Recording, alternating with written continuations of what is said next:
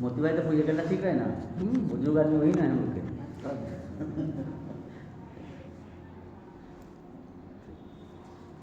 السلام علیکم ورحمۃ اللہ وبرکاتہ. حامدا ومصلیا اما بعد فاعوذ باللہ من الشیطان الرجیم.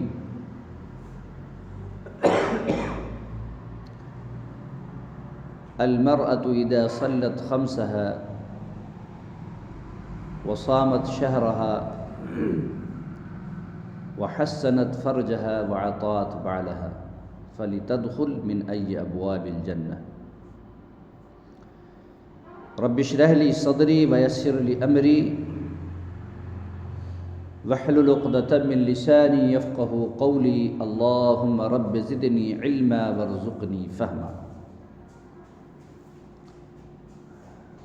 حمد و ستائش اس رب ذوالجلال کے لیے ہے جس نے ہم تمام کو پیدا کیا اور ہماری رہنمائی اور رشد و ہدایت کے لیے انبیاء علیہم الصلاۃ والسلام کا سلسلہ جاری کیا. آخر میں رسول الثقلین جناب محمد الرسول اللہ صلی اللہ علیہ وسلم کی بعثت ہوئی. درود و سلام نازل ہو اللہ تعالیٰ کے تمام نیک اور برگزیدہ بندوں پر، بالخصوص ہمارے آخری نبی احمد مجتبی محمد مجتبی رسول اکرم صلی اللہ علیہ وسلم پر.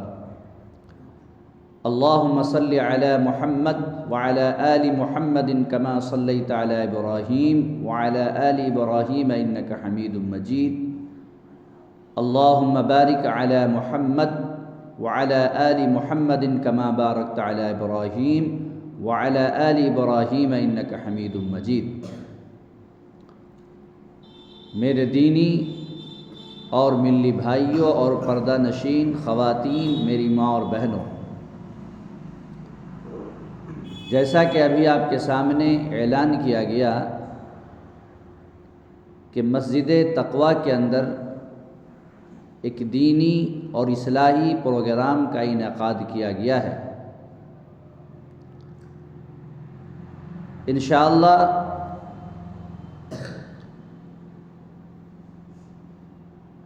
اس پروگرام میں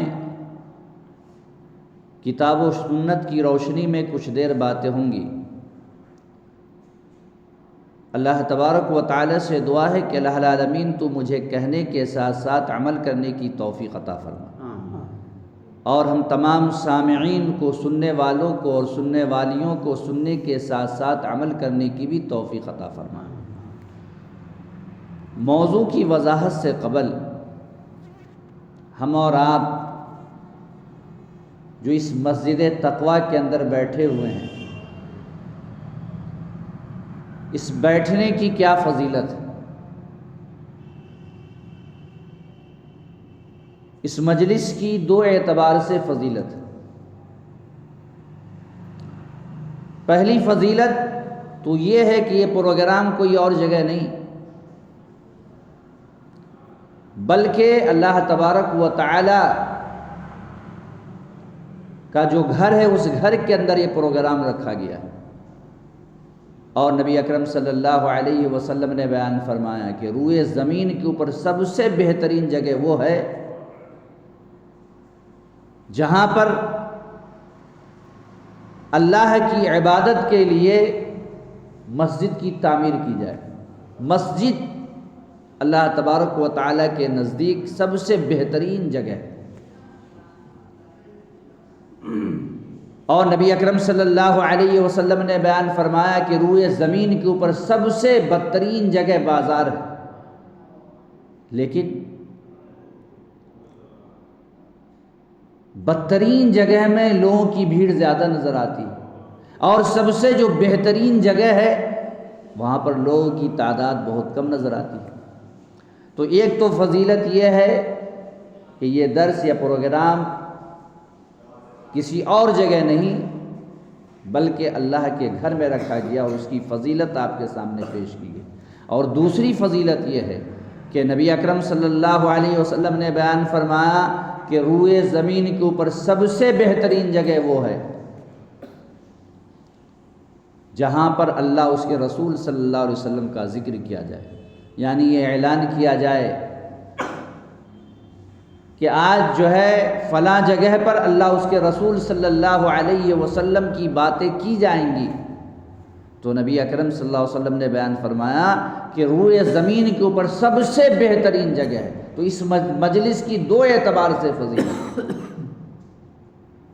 اور بات اتنی پر ختم نہیں ہو جاتی، بلکہ نبی اکرم صلی اللہ علیہ وسلم نے بیان فرمایا کہ جب تک بولنے والا بولتا ہے تب تک اللہ تبارک و تعالیٰ کے رحمت کے فرشتے ان تمام لوگوں کو اپنے گھیرے میں لیے ہوئے ہوتا ہے۔ وہ اللہ جو علیم بذات الصدور ہے، جو ہمارے سینے کے راز سے واقف ہے، ہم جو جی میں سوچتے ہیں اللہ تبارک و تعالیٰ اس سے بھی واقف ہے۔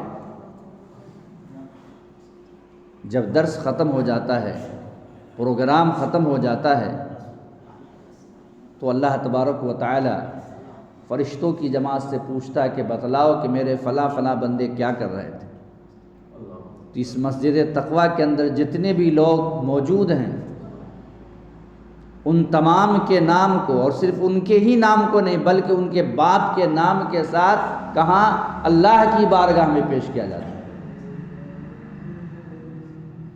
ہمارے محلے کا اگر کوئی لڑکا کوئی اچھا کارنامہ انجام دیا ہو اور یہ اعلان ہو کہ آج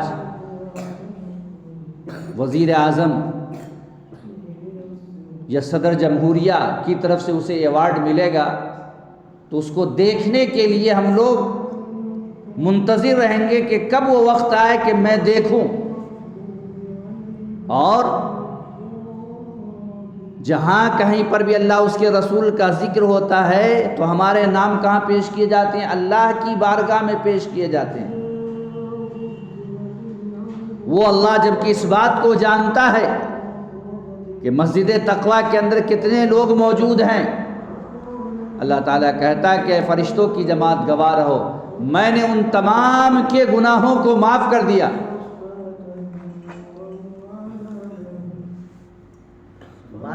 بات اتنی ہی پر ختم نہیں ہو جاتی ہے، بلکہ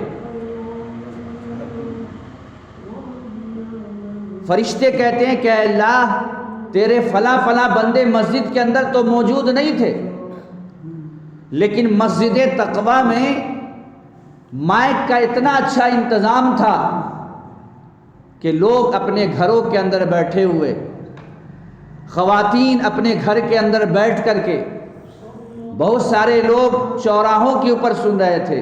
اللہ تعالیٰ کہتا ہے کہ فرشتوں کی جماعت گواہ رہو، میں نے ان تمام کے گناہوں کو معاف کر دیا۔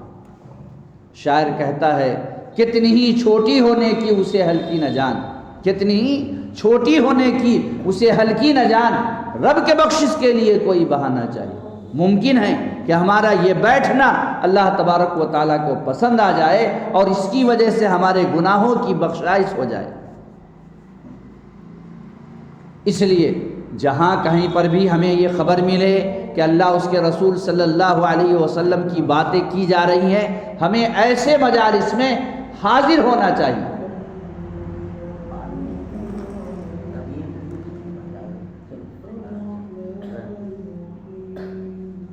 اللہ تبارک و تعالیٰ نے سورہ بقرہ کی ابتدا میں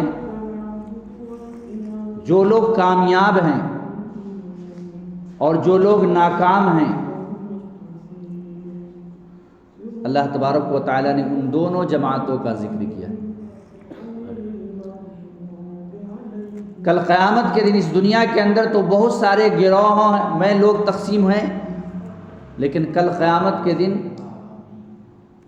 لوگ دو جماعتوں میں منقسم ہوں گے۔ ایک جماعت وہ ہوگی جو لوگ کامیاب ہوں گے، اور ایک جماعت وہ ہوگی جو ناکام ہوگی۔ اور جناب محمد الرسول اللہ صلی اللہ علیہ وسلم کی بعثت اس وجہ سے ہوئی، جناب محمد الرسول اللہ صلی اللہ علیہ وسلم کے اوپر اللہ تبارک و تعالیٰ نے پورے مکمل قرآن کو اس وجہ سے نازل کیا، اور جناب محمد الرسول اللہ صلی اللہ علیہ وسلم پورے 23 سال تک یہی پیغام سناتے رہے اپنی امت کو، تاکہ ہماری امت کامیاب ہو جائے، ناکام لوگوں میں سے نہ ہو۔ اسی وجہ سے اللہ تبارک و تعالیٰ نے سورہ بقرہ کی ابتدا ہی میں بیان فرمایا کہ کون لوگ اللہ تعالیٰ کے ہاں کامیاب ہوں گے اور کون لوگ ناکام ہوں گے۔ اللہ تعالیٰ نے کہا ذَلِكَ الْكِتَابُ لَا رَيْبَ فِيهِ، کیا کہا اللہ تعالیٰ نے اس قرآن کی مناسبت سے؟ یہ وہ کتاب ہے جس میں شک و شبہ کی کوئی گنجائش ہی نہیں ہے، لا ریب فیہ۔ جب جناب محمد الرسول اللہ صلی اللہ علیہ وسلم کے سینہ تھر کے اوپر پہلی آیت نازل ہوئی سورہ اقرا کی، اور جب آخری آیت نازل ہوئی شروع تا آخر، نبی اکرم صلی اللہ علیہ وسلم اپنے ذہن کے اندر محفوظ کر لیتے تھے۔ نبی اکرم صلی اللہ علیہ وسلم صحابہ کرام کو یاد کرا دیا کرتے تھے، نبی اکرم صلی اللہ علیہ وسلم صحابہ کرام کو لکھا دیا کیا کرتے تھے، اور لکھنے کی صورت یہ تھی کہ بعض صحابہ کاغذ کے اوپر لکھتے تھے، بعض صحابہ ہڈی کے اوپر لکھتے تھے، بعض صحابہ پتھر کے اوپر لکھتے تھے۔ جن چیزوں کے اوپر بھی لکھ کر کے رکھے تھے وہ تمام باتیں، وہ تمام قرآنی آیات ویسے ہی محفوظ تھی۔ اسی بات کو اللہ تعالیٰ نے اس آیت میں کہا لا ریب فیہ، اس میں شک و شبہ کی کوئی گنجائش ہی نہیں ہے۔ اور یہ پورا کا پورا قرآن منزل من اللہ تبارک و تعالیٰ نے نازل کیا ہے، اور اس میں حذف و اضافہ کی گنجائش بھی نہیں ہے۔ آپ امریکہ میں جائیے، افریقہ میں جائیے، دنیا کے کسی بھی خطے میں جائیے، وہاں سے قرآن کا نسخہ لیجئے، اور چک نصیر کے کسی گھر سے یا کسی مسجد سے قرآن کریم کا نسخہ اٹھائیے، ذرہ برابر بھی فرق نہیں ہوگا۔ لا ریب فیہ، جس کے اندر شک و شبہ کی کوئی گنجائش نہیں۔ اور جناب محمد الرسول اللہ صلی اللہ علیہ وسلم کو بھی اختیار نہیں تھا، جبکہ آپ نبی تھے، کہ آپ اس میں ایک حرف کی بھی، ایک زیر زبر کو بھی فرق کر سکتے تھے۔ یہ اختیار جناب محمد الرسول اللہ صلی اللہ علیہ وسلم کو بھی نہیں دیا گیا تھا۔ آپ جانتے ہیں کہ حضرت موسیٰ علیہ السلام کے زمانے میں ایک اللہ کے بہت بڑے بزرگ تھے جن کا نام خضر تھا، اور جس کا ذکر اللہ تبارک و تعالیٰ نے سورہ کہف میں کیا۔ حضرت موسیٰ علیہ السلام نے اپنے خطاب میں ایک مرتبہ کہا، تقریر کر رہے تھے، اور تقریر کے دوران سامعین میں سے، امتیوں میں سے کسی نے سوال کر دیا کہ اے موسیٰ، سب سے زیادہ جانکار کون ہے اس وقت؟ تو حضرت موسیٰ علیہ السلام چونکہ وقت کے نبی تھے، انہوں نے جواب دیا کہ سب سے زیادہ میں جانکار ہوں۔ اللہ تبارک و تعالیٰ نے وحی نازل کی کہ اے موسیٰ، سب سے زیادہ جانکار تم نہیں ہو، وقت کے نبی تو ہو، لیکن اس وقت اس دنیا کے اندر تم سے بھی زیادہ جانکار موجود ہے۔ نبی اکرم حضرت موسیٰ علیہ السلام نے خواہش ظاہر کی کہ اے اللہ، میں ملاقات کرنا چاہتا ہوں، تیرا وہ کون سا بندہ ہے؟ اور اللہ تبارک و تعالیٰ نے کہا کہ اپنے ساتھ توشہ لے لینا، اور توشے میں بھنی ہوئی مچھلی رکھ لینا، اور وہ توشہ جہاں غائب ہو جائے وہیں پر خضر سے ملاقات ہوگی۔ چنانچہ حضرت موسیٰ علیہ السلام اپنے شاگرد یوشع بن نون کو اپنے ساتھ میں لیے اور لے کر کے سفر پہ نکلے۔ ایک جگہ گئے تو حضرت موسیٰ علیہ السلام آرام کرنے لگے۔ حضرت یوشع بن نون ابھی بیداری کی حالت میں تھے، انہوں نے دیکھا کہ اچانک زنجبیل میں یعنی تھیلے میں، جس تھیلے کے اندر جو ہے بھون کر کے مچھلی رکھے ہوئے تو اس کے اندر حرکت پیدا ہوئی اور جو ہے سمندر کے اندر راستہ بنا کر کے وہ سمندر میں وہ چلی گئی وہ مچھلی۔ قرآن کریم نے بیان فرمایا ہے کہ شیطان نے حضرت یوشع بن نون کو بھلا دیا، نہیں تو اسی وقت یاد دلاتے، یا بیدار جب ہوئے تھے تو یاد دلا دیتے، لیکن وہ بھول گئے اور شیطان نے بھلا دیا۔ پھر اس کے بعد حضرت موسیٰ علیہ السلام سفر کرتے رہے، یہاں تک کہ جب بھوک لگی اور کہا کہ جو کھانا لائے تھے وہ پیش کرو، تو حضرت یوشع بن نون نے کہا کہ فلاں جگہ جو ہم پڑاؤ ڈالے تھے وہیں پر کیا ہوا ہے کہ وہیں پر میں نے دیکھا کہ مچھلی جو ہے سمندر کے اندر راستہ بنا اور مچھلی جو ہے سمندر کے اندر چلی گئی۔ حضرت موسیٰ علیہ السلام نے کہا کہ مجھے تم یاد کیوں نہیں دلایا، وہی تو جانا تھا۔ چنانچہ قرآن کریم نے بیان فرمایا ہے کہ وہ اپنے پاؤں کے نقش قدم، یعنی آدمی جب چلتا ہے تو چلنے کی وجہ سے اس کا نقشہ بن جاتا ہے زمین کے اوپر، اس کے الٹے پاؤں یعنی اس نشان کو دیکھتے ہوئے آئے اور حضرت خضر علیہ السلام سے ملاقات ہوئی۔ جب حضرت خضر سے ملاقات ہوئی تو حضرت خضر نے کہا کہ تم میرے ساتھ نہیں رہ سکتے ہو، اس لیے کہ میں ایسا کام کروں گا کہ اس کے اوپر تم اعتراض کرو گے۔ بہرحال حضرت موسیٰ علیہ السلام نے بہت منت و سماجت کی، تو کہا کہ ٹھیک ہے میں 3 موقع دیتا ہوں، اگر 3 مرتبہ تو معاف کر دوں گا، 4تھی مرتبہ جو ہے میں تمہیں اپنی شاگردی میں نہیں رکھوں گا۔ چنانچہ قرآن کریم نے بیان فرمایا کہ حضرت خضر علیہ السلام چلے حضرت موسیٰ کے ساتھ، کشتی کے اوپر سوار ہوئے، اور جب کشتی کے اوپر سوار ہوئے تو جہاں جانا تھا حضرت خضر کو وہاں گئے، اور جانے کے بعد اترنے کے بعد اس کشتی کے اندر سوار کر دیا۔ حضرت موسیٰ علیہ السلام کے متعلق قرآن کریم نے بیان، وہ جلالی آدمی تھے، خلاف شرع کام دیکھتے ہوئے فوراً جلال میں آ جاتے تھے، فوراً غصے کے اندر آ گئے اور کہا کہ یہ کون سی شرافت ہے، یہ کون سی انسانیت ہے کہ آپ کشتی کے اوپر سوار بھی ہوئے اور اس مزدور کے کشتی کو آپ نے توڑ دیا۔ تو حضرت خضر نے کہا تھا کہ میں نے تجھے پہلے ہی کہا تھا کہ میں ایسا ایسا کام کروں گا کہ تم مجھے برداشت نہیں کر پاؤ گے اور تم اعتراض کرو گے، جاؤ میں اپنے ساتھ نہیں رکھوں گا۔ پھر منت و سماجت کرنے لگے تو کہا کہ چلو ٹھیک ہے لیکن اب اعتراض مت کرنا۔ پھر گئے، ایک شہر کے اندر گئے اور دیکھا کہ ایک دیوار گری ہوئی ہے ایک گھر کا۔ پہلے تو اس گھر میں گئے اور جانے کے بعد گاؤں والوں سے کہا کہ بھائی ضیافت کراؤ۔ پورے گاؤں کے لوگ ایسے تھے، کوئی ضیافت کرانے کے لیے تیار نہیں ہوئے، اور جب ضیافت کرانے کے لیے تیار نہیں ہوئے، گاؤں سے جب باہر آ رہے تھے تو دیکھا کہ ایک دیوار منہدم ہو رہی ہے، اور وہ جب دیوار کو وہ ٹھیک کرنے لگے،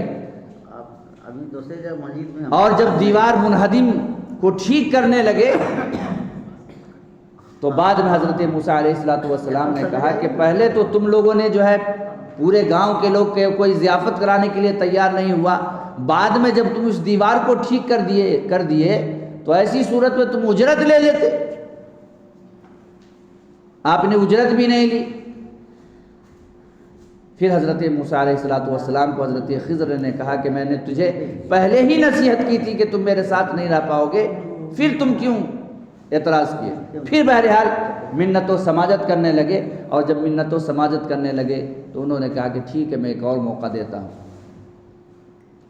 اور پھر جب چلے تو کیا ہوا کہ ایک چھوٹا سا بچہ کھیل کود رہا تھا، اس کو قتل کر دیا۔ پھر غصے کے اندر آ گئے کہ چھوٹا سا بچہ، معصوم بچہ، آپ اسے قتل کر دیا۔ حضرت خضر علیہ السلام غصے کے اندر آ گئے اور کہا کہ اب میں تجھے اپنے ساتھ نہیں رکھوں۔ بہرحال قرآن کریم نے جواب دیا اس کا،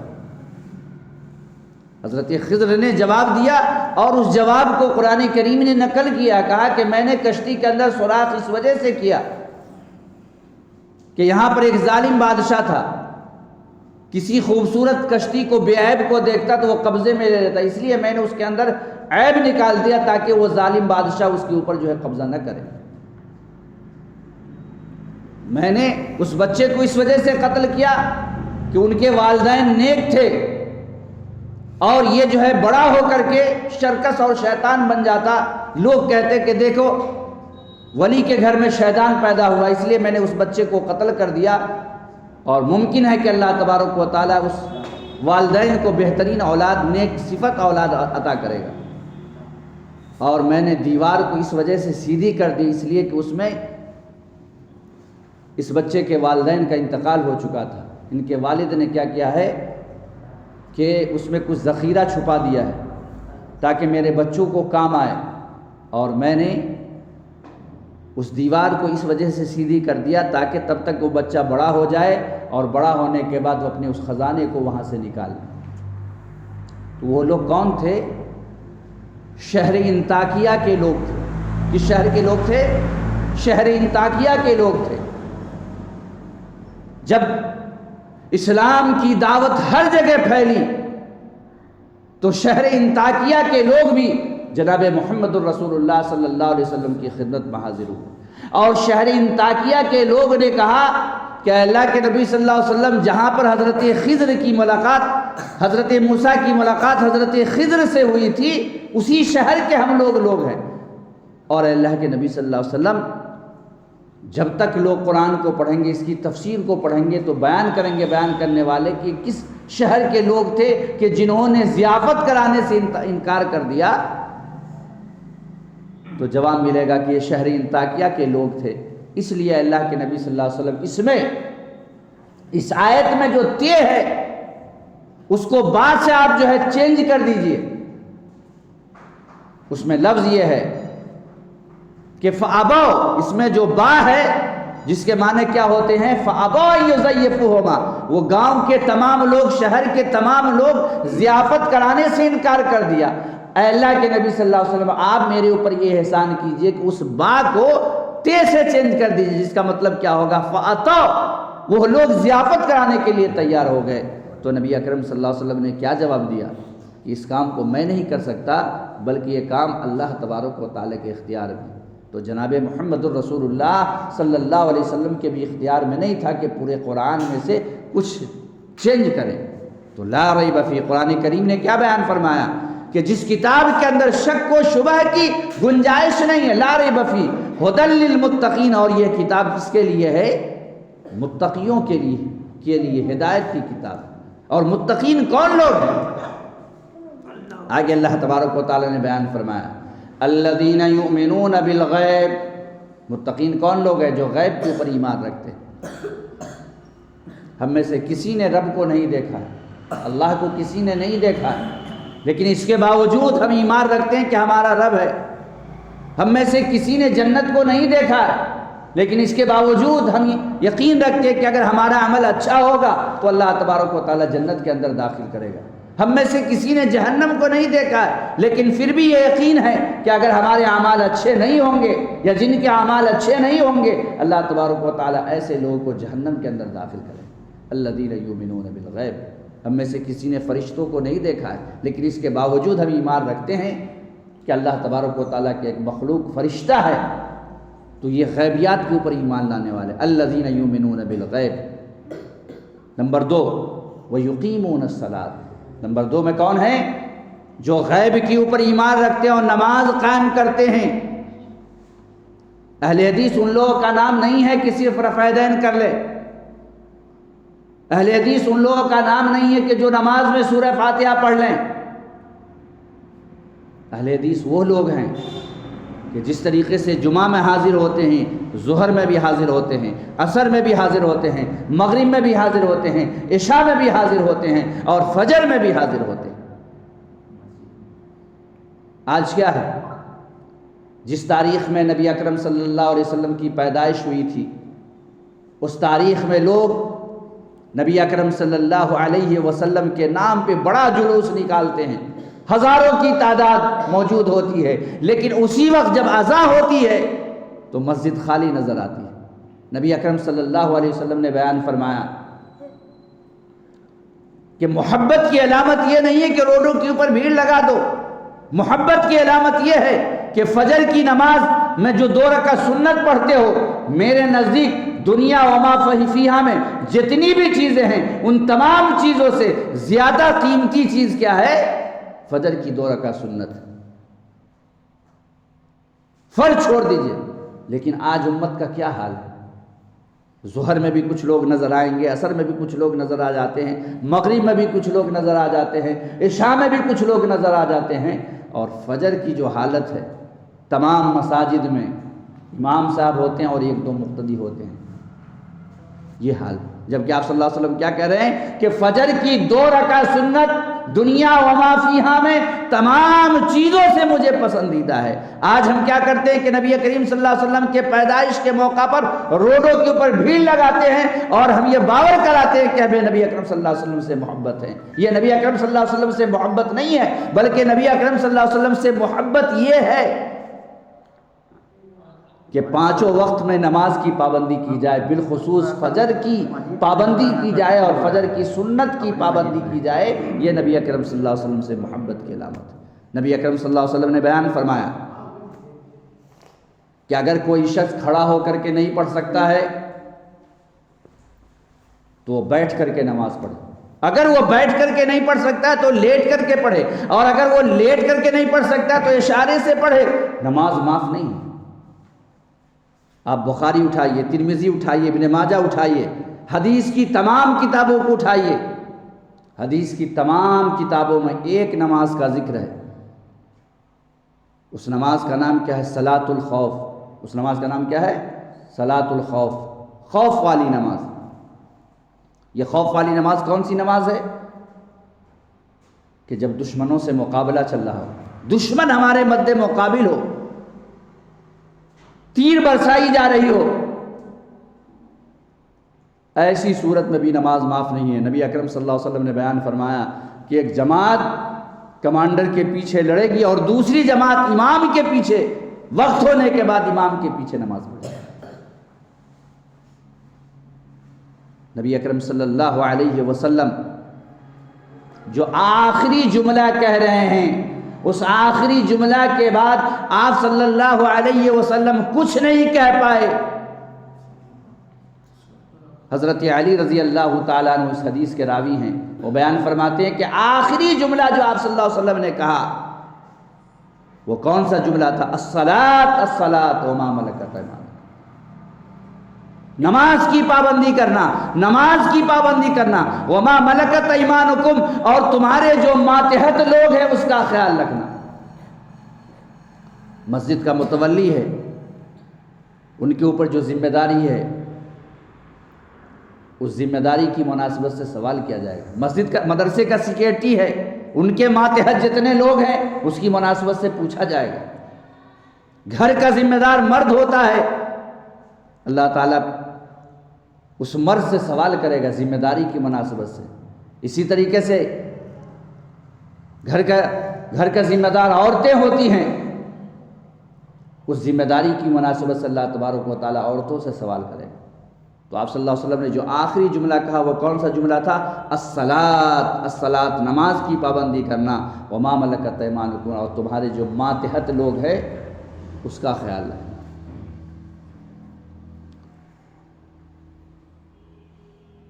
اور 17 وقت کی امامت حضرت ابو بکر صدیق رضی اللہ تعالیٰ عنہ کرائے نبی کریم صلی اللہ علیہ وسلم کی موجودگی میں۔ کیوں؟ اس لیے کہ آپ صلی اللہ علیہ وسلم کے اوپر ان اوقات میں بے ہوشی طاری ہو جاتی تھی۔ ان 17 اوقات میں جب کبھی آپ صلی اللہ علیہ وسلم کو افاقہ ہوتا تو آپ صلی اللہ علیہ وسلم اپنے 2 صحابہ کے کندھے کے اوپر گھسیٹتے ہوئے مسجد کی طرف جاتے۔ اس سے نماز کی اہمیت کا پتہ چلتا ہے۔ ایک صحابی نے کہا کہ اللہ کے نبی صلی اللہ علیہ وسلم، میں آنکھ سے معذور ہوں، دیکھ نہیں سکتا ہوں، کیا مجھے اپنے گھر میں نماز پڑھنے کی رخصت ہے؟ آج تم اپنے گھر میں بھی نماز نہیں پڑھتے، اور ہم اپنے آپ کو کہتے ہیں کہ ہم پکے اور سچے اہل حدیث ہیں، صرف جمعہ نماز پڑھ کر کے خوش ہیں۔ نبی اکرم صلی اللہ علیہ وسلم نے کہا کہ اذان کی آواز سنتے ہو؟ کہا کہ ہاں۔ آپ صلی اللہ علیہ وسلم نے کہا کہ جب اذان کی آواز سنتے ہو تب تمہیں مسجد میں آ کر کے نماز پڑھنی۔ تو نابینا ہونے کے بعد بھی آپ صلی اللہ علیہ وسلم نے انہیں رخصت نہیں دیا۔ نبی اکرم صلی اللہ علیہ وسلم نے بیان فرمایا کہ جو شخص کسی شخص کو اللہ تبارک و تعالیٰ نے اس دنیا کے اندر بادشاہ بنایا ہے اور بادشاہت کی وجہ سے اگر وہ نماز چھوڑتا ہے تو کل قیامت کے دن وہ فرعون کے ساتھ اٹھایا جائے گا، کیونکہ فرعون بھی بادشاہ تھا۔ اگر اللہ تبارک و تعالیٰ نے کسی کو وزیر بنایا ہے، بادشاہ کے بعد والا پوسٹ ہے، اور اس کی وجہ سے نماز چھوڑتا ہے تو کل قیامت کے دن وہ حامان کے ساتھ اٹھایا جائے گا۔ کسی کو اللہ تبارک و تعالیٰ نے دولت سے نوازا ہے اور دولت کی وجہ سے نماز کو چھوڑتا ہے تو وہ قارون کے ساتھ اٹھایا جائے گا، اور جو لوگ تجارت کی وجہ سے نماز چھوڑتے ہیں وہ ابی بن خلف کے ساتھ اٹھایا جائے گا۔ اللہ تعالیٰ نے قرآن کریم کی ایک آیت میں بیان فرمایا کن لوگوں کی مناسبت سے، بے نمازیوں کا تو چھوڑ دیجیے، اللہ تعالیٰ نے کہا کہ فویل للمصلین، ویل ہے نمازیوں کے لیے۔ کیا کہا اللہ تعالیٰ نے؟ ویل ہے نمازیوں کے لیے، اور ویل جہنم کا وہ طبقہ ہے جس سے خود جہنم کئی مرتبہ پناہ مانگتی ہے۔ اور اللہ تعالیٰ نے کیا کہا؟ نمازیوں کے لیے، بے نمازیوں کے لیے نہیں۔ اور یہ کون لوگ؟ الذین هم عن صلاتهم ساہون، جو نماز تو پڑھتے ہیں لیکن سستی سے پڑھتے ہیں، چلو بعد میں پڑھ لیں گے، ظہر کا وقت ہو گیا اب چلو ٹال مٹول کے پڑھ لیں گے، عصر کے وقت عصر مغرب میں پڑھ لیں گے، مغرب عشاء میں پڑھ لیں گے، رات میں نیند کھلے گی تو عشاء پڑھ لیں گے، اور فجر تو سورج طلوع ہونے کے بعد ہی پڑھتے ہیں۔ اللہ تعالیٰ نے کہا کہ ویل ہے ایسے لوگوں کے لیے جو نماز میں سستی برتتے ہیں۔ اور نمبر 2، الذین هم یراؤون، جو نماز تو پڑھتے ہیں لیکن اس وجہ سے پڑھتے ہیں تاکہ محلے والے کیا کہیں گے کہ جمعہ میں بھی یہ نماز پڑھنے نہیں جا رہا، محلے والے کو خوش کرنے کے لیے نماز پڑھتے ہیں۔ تو ایسے لوگوں کے لیے ویل ہے، فویل للمصلین، جو نماز تو پڑھتے ہیں، الذین هم یراؤون، جو سستی سے پڑھتے ہیں اور دکھلانے کے لیے پڑھتے ہیں۔ اور اللہ تعالیٰ نے ایک مقام پہ کیا کہا؟ وہ لوگ جو نماز پڑھتے ہیں وہ اپنا محاسبہ کریں۔ کچھ لوگ تو ہیں کہ نماز ہی نہیں پڑھتے، کچھ لوگ ہیں کہ جو ہے پڑھتے ہیں سستی سے پڑھتے ہیں، کچھ لوگ ہیں جو پڑھتے ہیں دکھلاوے کے لیے پڑھتے ہیں، لیکن کچھ لوگ پابندی سے پڑھتے ہیں، لیکن ان کی بھی نماز ہو رہی ہے کہ نہیں، اللہ تبارک و تعالیٰ کے بتلائے ہوئے طریقے کے مطابق اس کی نماز ہے کہ نہیں، وہ اپنی نماز کا محاسبہ کریں۔ اللہ تعالیٰ نے ایک آیت میں کہا اتل ما اوحی الیک من الکتاب، اے نبی کریم صلی اللہ علیہ وسلم آپ تلاوت کیجئے جو آپ کے اوپر وحی کی گئی ہے، یعنی جناب محمد الرسول اللہ صلی اللہ علیہ وسلم جو ہر وقت تلاوت کیا کرتے تھے، قرآن پڑھ کر کے سنایا کیا کرتے تھے، اس نبی کو اللہ تعالیٰ نے کہا کہ تلاوت کیجئے، مزید پڑھیے۔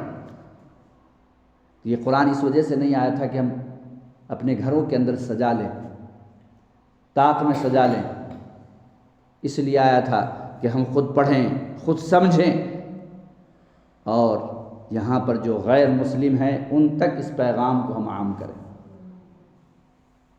آج ہم یہ شکایت کرتے ہیں کہ ہمارے اوپر جو ہے یہ ظلم کیا جا رہا ہے، یہ ظلم کیا جا رہا ہے۔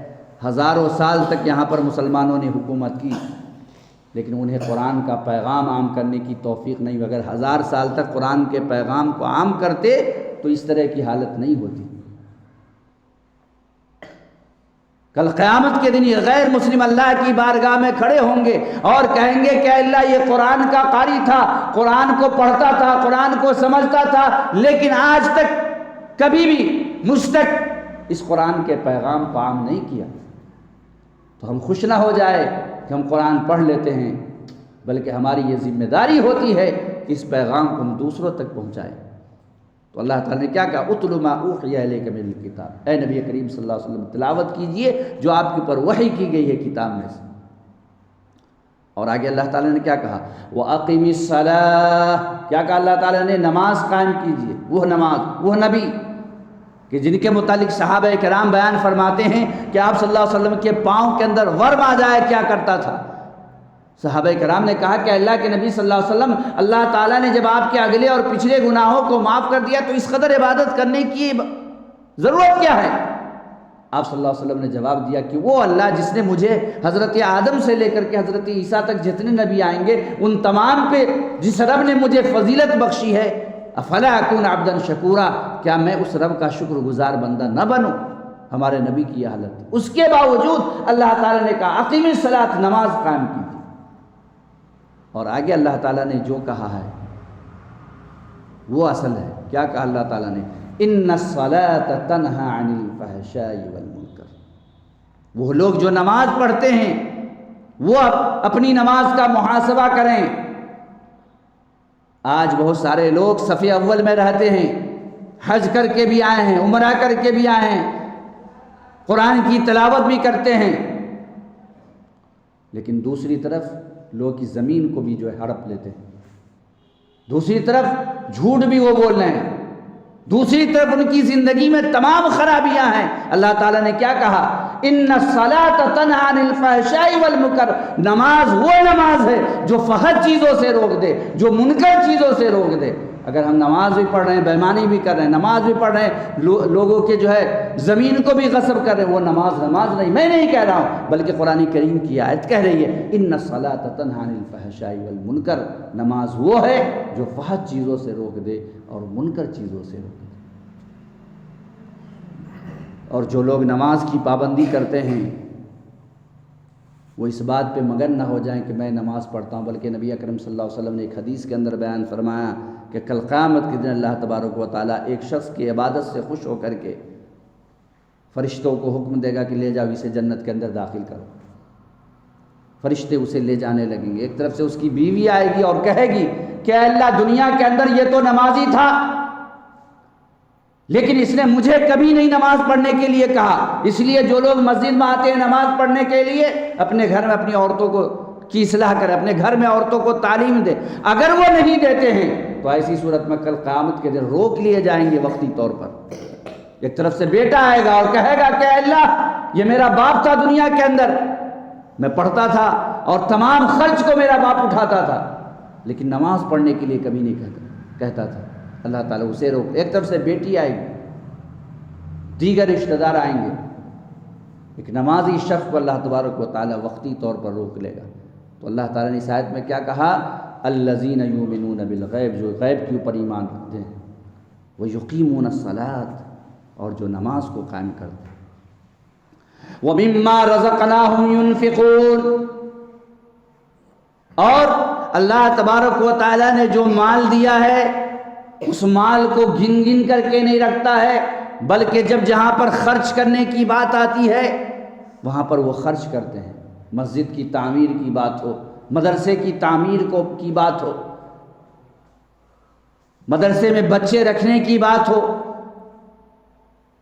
تو وہاں پر وہ خرچ کرتے ہیں۔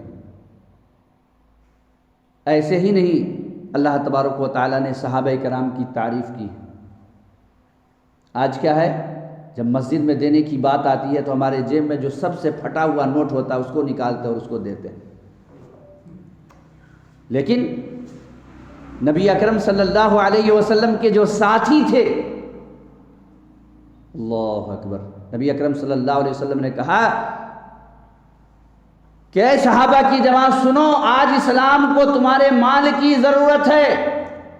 حضرت ابو بکر صدیق رضی اللہ تعالیٰ عنہ کھڑے ہوتے اور کہتے ہیں کہ اللہ کے نبی صلی اللہ علیہ وسلم، یہ جو کچھ بھی تھا میرے پاس میں لے کر کے آیا آپ کی خدمت۔ آپ صلی اللہ علیہ وسلم نے پوچھا کہ اپنے گھر والوں کے لیے کیا چھوڑا ہے؟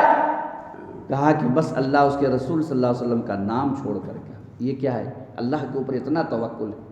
آج ہمارا توکل اپنے رب کے اوپر ہے۔ ہمارے پاس اتنی دولت ہے کہ سال بھر 2 سال 1 2 3 4 پشت کھا لے گی، لیکن اس کے باوجود بھی ہمیں رب کے اوپر یقین ہی نہیں۔ لیکن حضرت ابو بکر صدیق رضی اللہ تعالیٰ عنہ کو رب کے اوپر کتنا توکل تھا کہ جو کچھ بھی تھا وہ لا کر کے رکھ دیے۔ حضرت عمر فاروق کے پاس جو مال تھا آدھا حصہ گھر والوں کے لیے چھوڑا اور آدھا لے آئے اور خوش ہے کہ آج تو میں ابو بکر سے سبقت لے جاؤں گا۔ نبی اکرم صلی اللہ علیہ وسلم نے پوچھا کہ اے عمر کیا لے کر کے آئے؟ کہا کہ میرے پاس جو بھی مال تھا آدھا حصہ میں نے گھر والوں کے لیے چھوڑ دیا ہے اور آدھا آپ کی خدمت میں لے کر کے آیا۔ حضرت عثمان غنی کی جب باری آتی ہے تو حضرت عثمان غنی رضی اللہ تعالیٰ عنہ کہتے ہیں کہ اللہ کے نبی صلی اللہ علیہ وسلم میرے طرف سے 100 اونٹ. حدیث کے الفاظ ہیں، میں نہیں کہہ رہا ہوں. آپ صلی اللہ علیہ وسلم نے کہا کہ ما ضر عثمان قط، اگر آج کے بعد عثمان کوئی عمل نہ کرے تو عثمان کو نقصان پہنچنے والا نہیں ہے. اور آپ صلی اللہ علیہ وسلم نے جنت کی بشارت دی. ہم میں سے اتنے لوگ ہیں کسی کو جنت کی بشارت نہیں ملی. اگر ہم میں سے کسی کو جنت کی بشارت مل جاتی تو بغیر بشارت ملے ہوئے تو ہم نماز پڑھنے نہیں آتے ہیں، جمعہ حاضر ہو جاتے. اور اگر بشارت مل جاتی تو کبھی ہم مسجد کے قریب بھی نہیں بھٹکتے، بھولے سے بھی. لیکن کیا حضرت عثمان غنی رضی اللہ تعالیٰ عنہ اس بشارت کو پانے کے بعد مسجد آنا چھوڑ دیے؟ پھر کھڑے ہوتے ہیں اور کہتے ہیں کہ اللہ کے نبی صلی اللہ علیہ وسلم پھر میرے طرف سے لیجیے 100 اونٹ.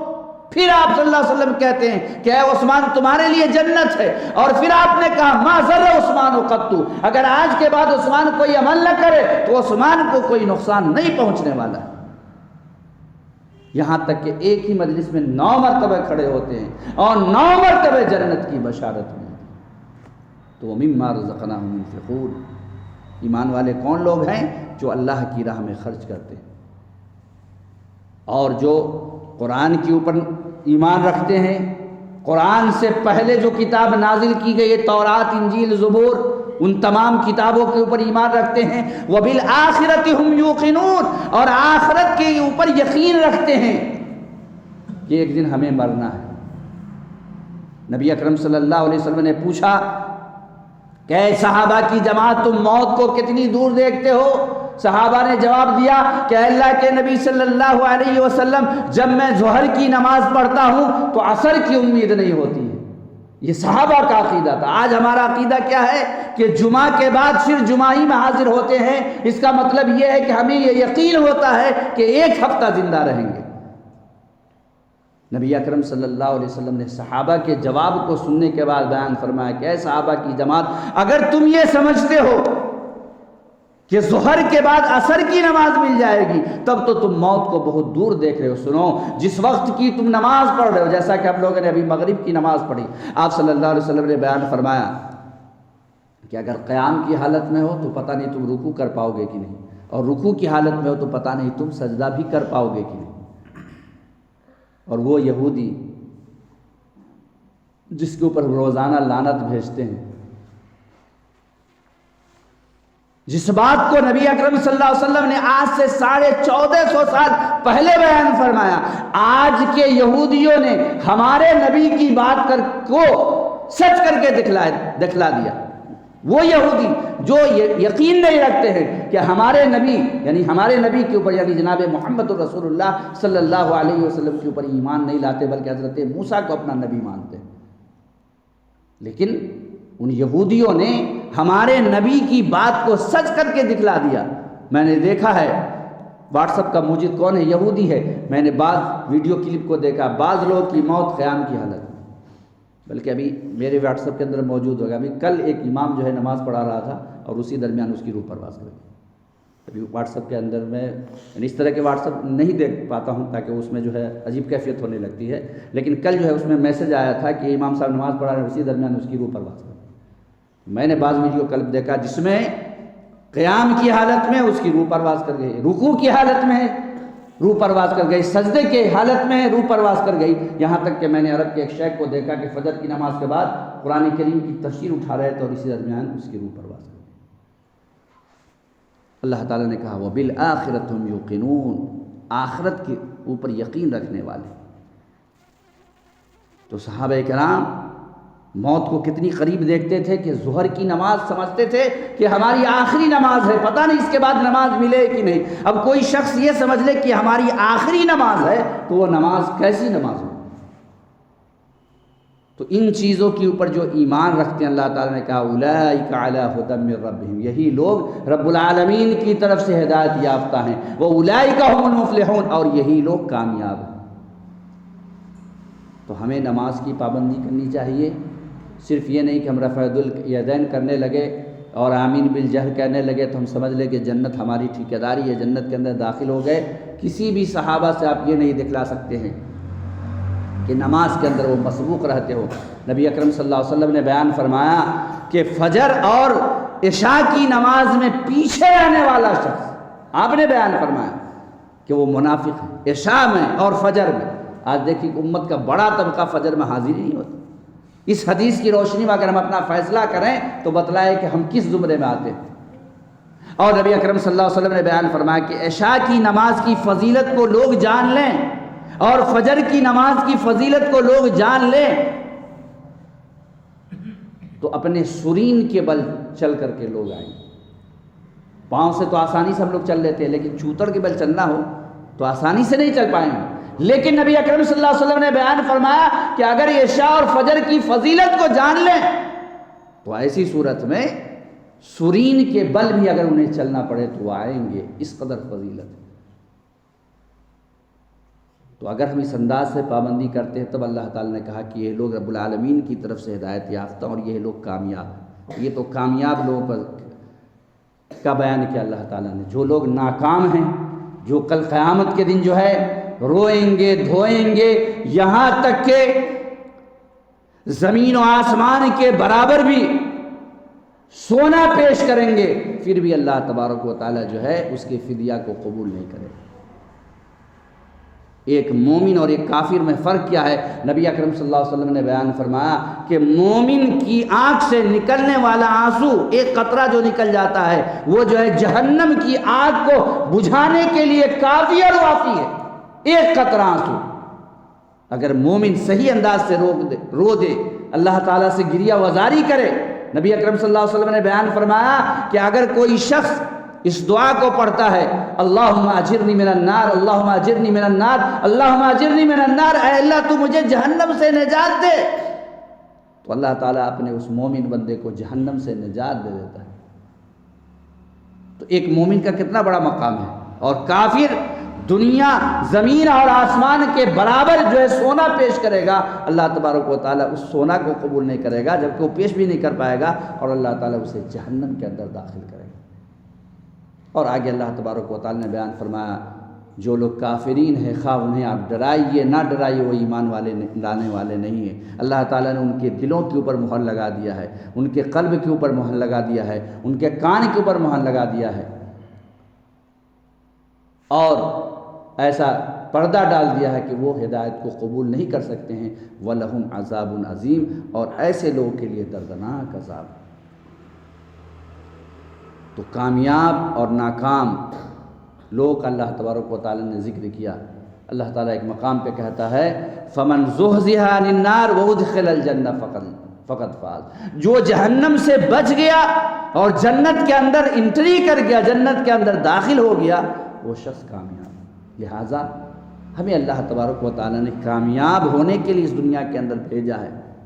ایسا نہ ہو کہ ہم اپنے کرتوت کی وجہ سے، قرآن چھوڑنے کی وجہ سے، نبی کریم صلی اللہ علیہ وسلم کی حدیث کو چھوڑنے کی وجہ سے ہم ناکام لوگوں میں سے ہو جائیں۔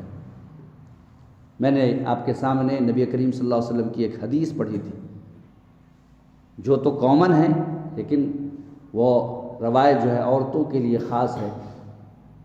میں یہ چاہتا ہوں کہ ابھی تک جو باتیں ہوئی اس میں تمام لوگ، مومن مرد اور مومن عورتیں، سب لوگ داخل ہیں، لیکن ایک روایت جس میں نبی کریم صلی اللہ علیہ وسلم نے خصوصی طور پر عورتوں کے لیے بیان فرمایا ہے، میں اس روایت کو پیش کر کے اپنی باتوں کو سمیٹنے کی کوشش کروں گا۔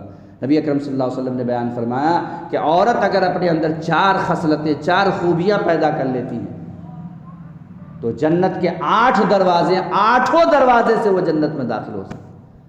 اور یہ فضیلت صرف نبی کریم صلی اللہ علیہ وسلم کے زمانے میں جو عورتیں تھیں انہی کے لیے یہ فضیلت نہیں ہے، بلکہ آج کے زمانے کی جو عورت ہے اگر وہ 4 خوبیاں پیدا کر لیتی ہیں تو جنت کے 8 دروازے سے داخل ہو سکتی ہے۔ نمبر 1 المرأۃ اذا صلت خمسہا، نمبر 1 کیا ہے؟ جب عورت 5 وقت کی نماز کی پابندی کرے، اور نماز کی مناسبت سے آپ کے سامنے تفصیلی گفتگو ہوئی، اس میں مرد عورت دونوں داخل ہیں۔ نمبر 2 وصامت شہرہا، جب عورت رمضان المبارک کے مہینہ کے اندر روزہ رکھے، یعنی فرض روزے کی پابندی کرے۔ ماشاءاللہ آج کی عورتیں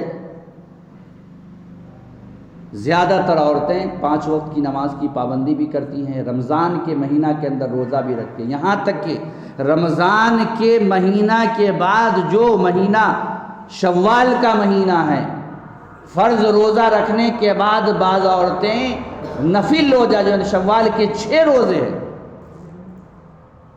کثرت سے عورتیں روزہ رکھتی ہیں، یہاں تک کہ اس قدر کثرت سے رکھتی ہیں روزہ کہ مرد حضرات یہ سمجھتے ہیں کہ یہ روزہ صرف عورتوں کے لیے خاص ہے۔ وحسنت فرجہا، نمبر 3 پہ آپ نے بیان فرمایا کہ جو اپنی عفت و عصمت کی حفاظت کرے۔ ان 3 چیزوں میں زیادہ تر خواتین پاس ہو جاتی ہیں، بہت کم ہی عورتیں ہیں جو اس میں فیل ہوتی ہیں، لیکن نمبر 4 جو میں بیان کرنے جا رہا ہوں اس میں 99% عورتیں فیل ہو جاتی ہیں، اور صرف ایک سبجیکٹ میں فیل ہونے کی وجہ سے نبی اکرم صلی اللہ علیہ وسلم جب معراج میں گئے اور آپ صلی اللہ علیہ وسلم کو جنت کی سیر کرائی گئی اور جہنم کی سیر کرائی گئی، تو آپ صلی اللہ علیہ وسلم نے جہنم میں کثرت سے عورتوں کو دیکھا۔ آپ صلی اللہ علیہ وسلم نے پوچھا کہ یہ عورتیں کثرت سے جہنم میں کیوں ہیں؟ تو جبرائیل امین جو آپ کی رہنمائی کر رہے تھے، جو جنت دکھانے لے جا رہے تھے اور جہنم دکھانے لے جا رہے تھے، انہوں نے جواب دیا اس لیے کہ تکفرن العشیر، وہ شوہروں کی نافرمانی کرتی۔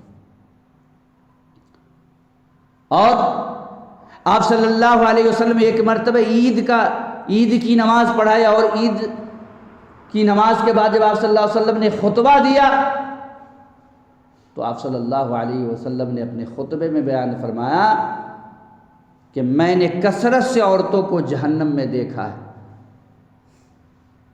تو وہ تو اللہ سے ڈرنے والی خواتین تھی، جب انہوں نے سنا تو حضرت بلال حبشی رضی اللہ تعالی عنہ کا بیان ہے کہ وہ جو کچھ بھی پہن کر کے گئی تھی، کان میں بالیاں، ناک میں نکمنی یا زیورات یا پازیب، وہ جہنم سے بچنے کے لیے حضرت بلال رضی اللہ تعالی عنہ جو وصولی کے لیے گئے تھے، ان کے جھولے کے اندر، ان کے جو ہے تولیے کے اندر انہوں نے ڈال دیا، اور کہا کہ اپنے حبیب جناب محمد الرسول اللہ صلی اللہ علیہ وسلم سے جا کر کے پوچھو کہ کس وجہ سے عورتیں کثرت سے جہنم میں ہوں گی۔ تو آپ صلی اللہ علیہ وسلم نے بیان فرمایا اس لیے کہ تکفرن العشیر، وہ شوہروں کی نافرمانی کرتی۔ تو نمبر 3 چیزوں میں 5 وقت کی نماز کی پابندی کرتی ہیں، روزہ بھی رکھتی ہیں، اور اپنی عفت و عصمت کی بھی حفاظت کریں، لیکن نمبر 4 میں زیادہ تر عورتیں فیل ہو جاتی ہیں۔ اور یہ میں نہیں کہتا، جا کر کے امارت شریعہ میں جا کر کے پوچھیں، روزانہ میں جانتا ہوں ہزاروں درخواستیں جاتی ہیں۔ اس کے علاوہ کوٹوں کچہری میں جا کر کے وکیلوں کے پاس جائیے، ہزاروں معاملات ہمارے ہوتے ہیں، ہر جگہ کے کوٹوں کچہری۔ میں آج کی خواتین سے پوچھنا چاہتا ہوں کہ آج کی عورتیں جس قدر بھی عبادت کر لے، کیا کوئی بھی عورت حضرت فاطمہ رضی اللہ تعالی عنہا سے مقام و مرتبہ میں بڑھ سکتی ہے؟ سب عورت کا یہی جواب آئے گا کہ کوئی بھی عورت حضرت فاطمہ سے مقام و مرتبہ میں نہیں بڑھ سکتی ہے، چاہے وہ نماز پڑھے، روزہ رکھے، عبادت کچھ بھی کر لے، حضرت فاطمہ رضی اللہ تعالی عنہا کے پاؤں کے دھول کے برابر بھی نہیں ہو سکتی۔ کیا ہوا؟ ایک مرتبہ حضرت فاطمہ رضی اللہ تعالی عنہا اپنے شوہر حضرت علی رضی اللہ تعالی عنہ سے ناراض ہو کر کے کہاں آ گئی؟ میکے، اپنے باپ کے چوکھٹ کے اوپر آ گئی۔ آپ صلی اللہ علیہ وسلم بہت عقل مند تھے، زیرک تھے، اور یہ میں نہیں کہتا بلکہ دشمنوں نے گواہی دی۔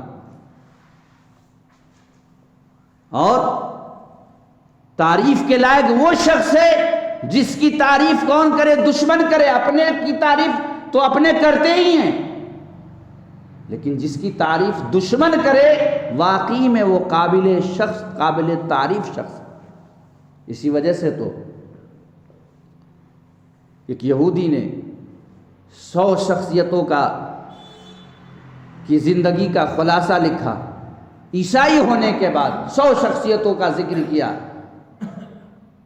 اس میں پہلی پوزیشن اس نے دیا عیسائی ہونے کے بعد بھی، تو کس کو؟ جناب محمد الرسول اللہ صلی اللہ علیہ وسلم کو۔ کیوں؟ اس لیے کہ جس اینگل سے بھی دیکھا نبی اکرم صلی اللہ علیہ وسلم کے اندر کوئی کمی نہیں تھی۔ تو آپ صلی اللہ علیہ وسلم بہت زیرک تھے، بہت عقل مند تھے۔ آپ نے غزوہ احد میں متعین کیا تھا کہ دیکھو یہاں 50 تیر انداز رہیں گے اور یہاں سے کوئی ہلنا نہیں۔ خالد بن ولید پہلی مرتبہ جب آیا تو دیکھا کہ 50 تیر انداز موجود ہے، واپس آ گئے۔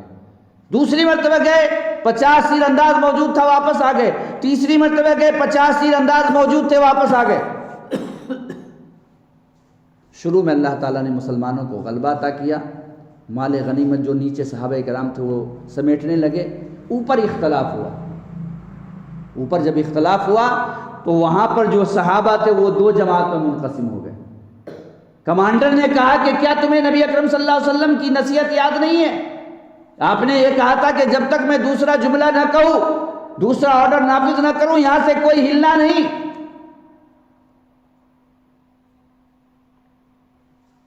40 صحابہ کرام نیچے آ گئے۔ چوتھی مرتبہ جب خالد بن ولید آتے ہیں تو دیکھتے ہیں کہ یہاں پر صرف 10 لوگ ہیں، اور 10 لوگوں سے مقابلہ کرنے میں انہیں 10 منٹ نہیں لگا، یہاں تک کہ نبی کریم صلی اللہ علیہ وسلم کے بالکل قریب آ گئے۔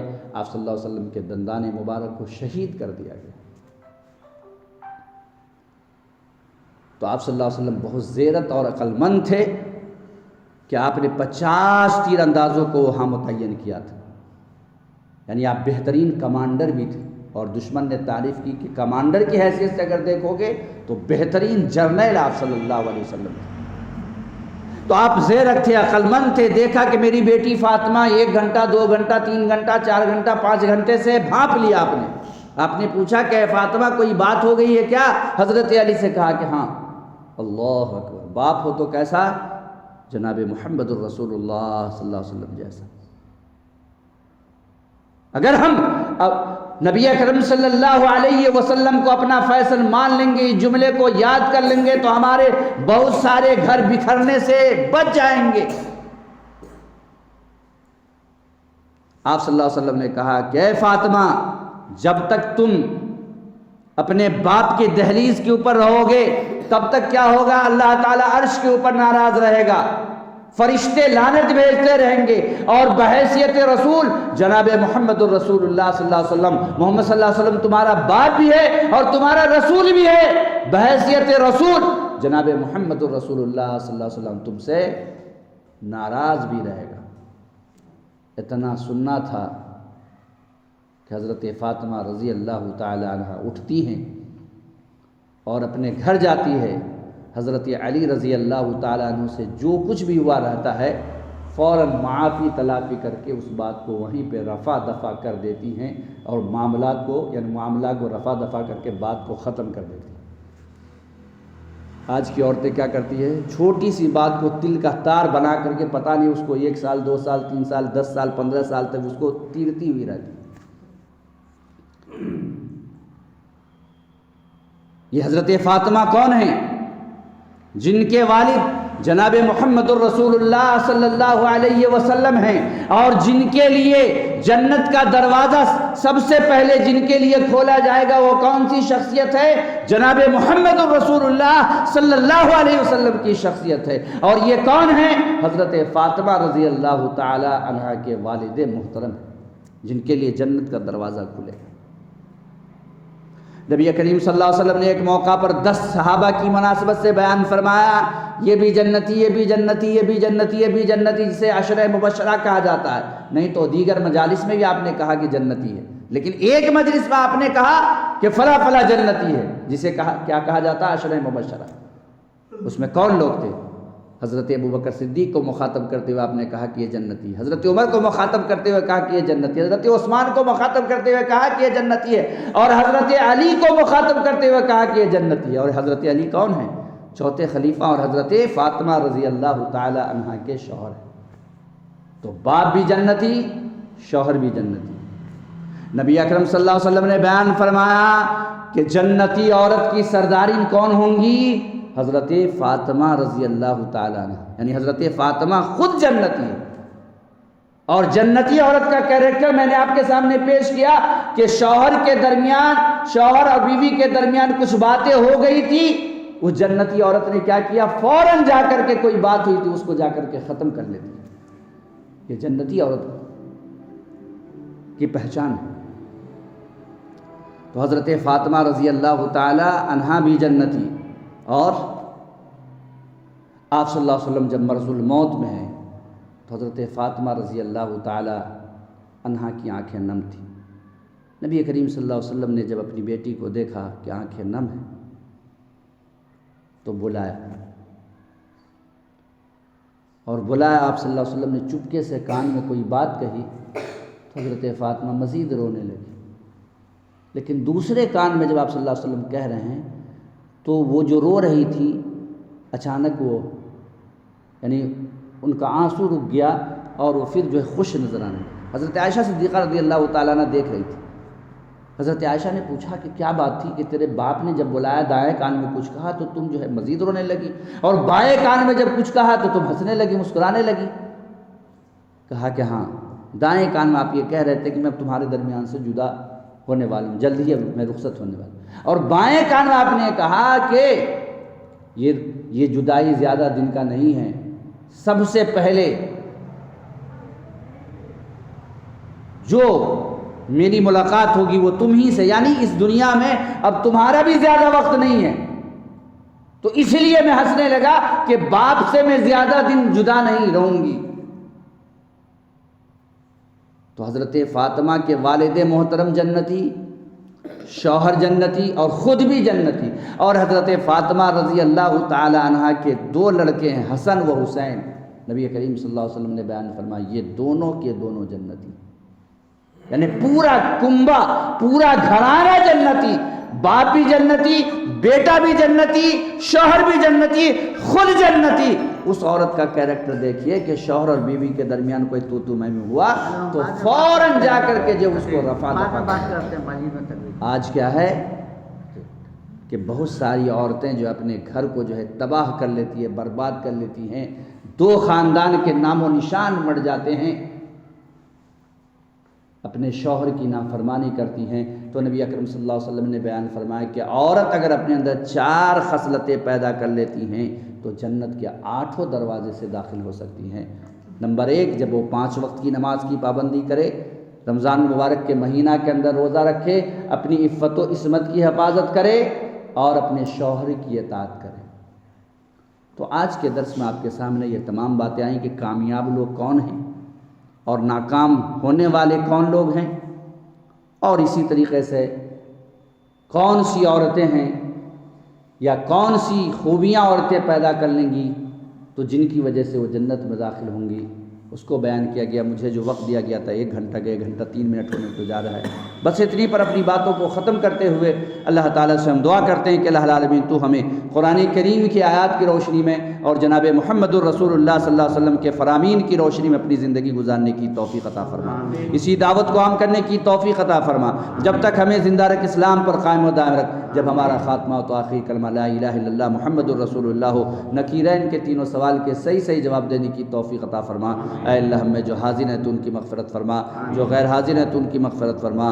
اے اللہ جو بیمار ہے تو انہیں شفائے کامل عطا فرما۔ اے اللہ بندے جو تیرے پیارے ہو چکے ہیں اللہ تو ان کی مغفرت فرما دے، اے اللہ ان کے درجات کو بلند فرما دے، اے اللہ ان کے گزر جانے کے بعد ہمیں بھی قبر کی تاریکی کو یاد رکھنے کے ساتھ ساتھ اس کی تیاری کرنے کی توفیق عطا فرما۔ الہ العالمین آج عالم اسلام کے حالات ناگفتبے ہیں، بیان کرنے کے لائق نہیں ہیں، اے اللہ بالخصوص فلسطین کے جو حالات ہیں اے اللہ تیری نظروں کے سامنے، اے اللہ اپنے دشمنوں کو اور تیرے دشمنوں کو تیرے مد مقابل کرتے ہیں۔ اللہم انا نجعلک فی نحورہم ونعوذ بک من شرورہم، تقبل یا رب